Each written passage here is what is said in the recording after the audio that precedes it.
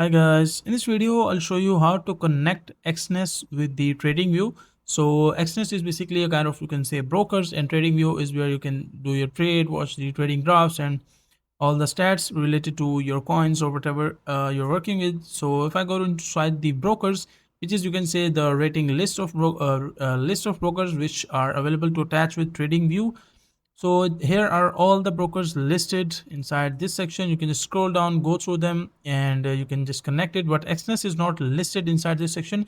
The reason is because Exness and TradingView did not do any kind of partnership, or the, you can say, the Exness broker is not available for the TradingView. That is a simple answer. Now if you go to Exness, now inside the Exness they have the given some platforms which you can use if you really want to use the Exness. That is, as you can see, like MetaTrader 5 and 4 for desktop, mobile, Exness Trade app, MetaTrader 5 and 4 for web, Exness Terminal, and MetaTrader Web Terminal.